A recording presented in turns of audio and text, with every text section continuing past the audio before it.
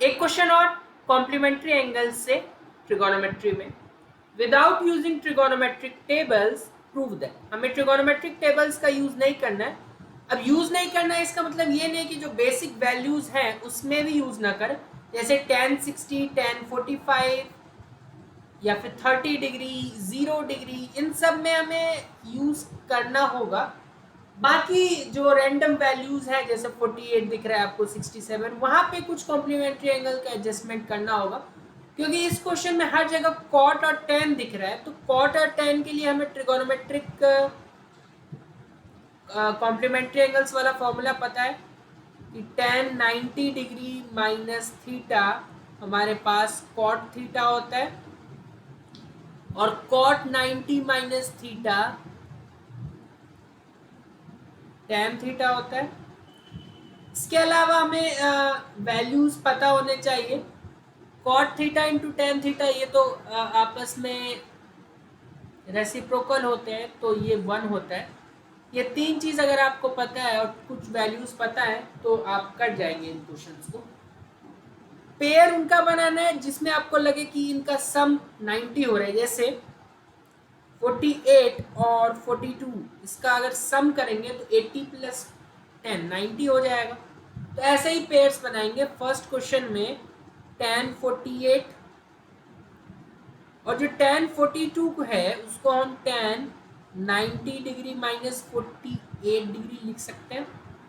Similarly 23 और 67 का pair बन गया, तो 23 को ऐसा ही रहने देते हैं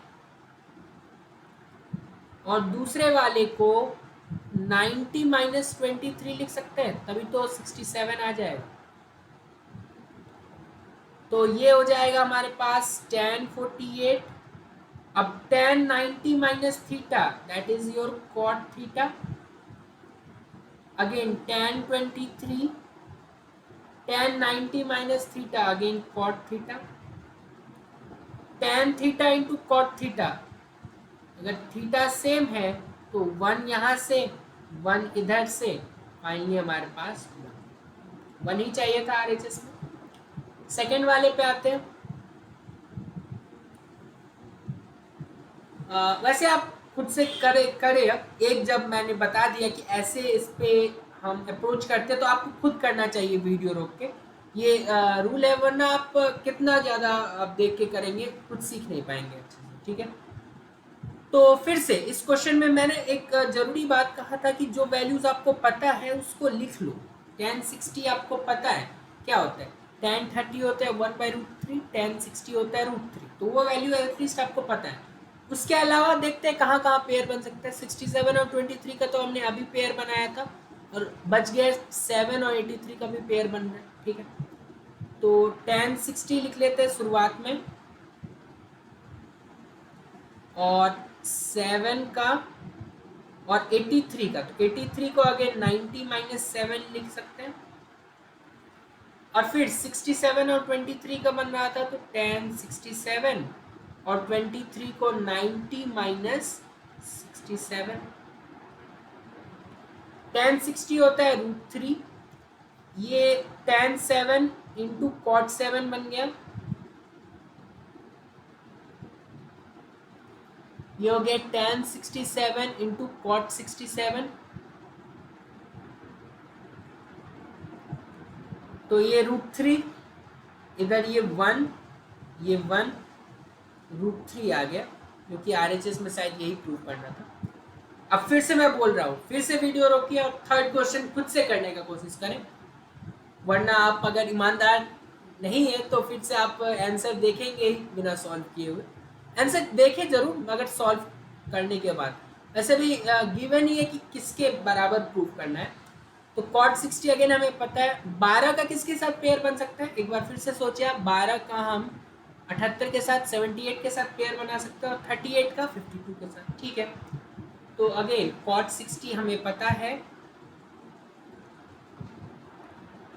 12 का हम 68 या 78 था, 78 प्लस 12 90 होता है, 78। तो cot 90 डिग्री माइनस 78,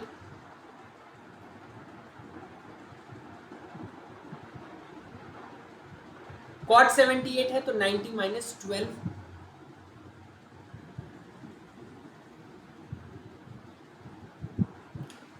आगे क्या है, cot 38 और 52 को फिर हम वैसे ही लिख देंगे, और उसको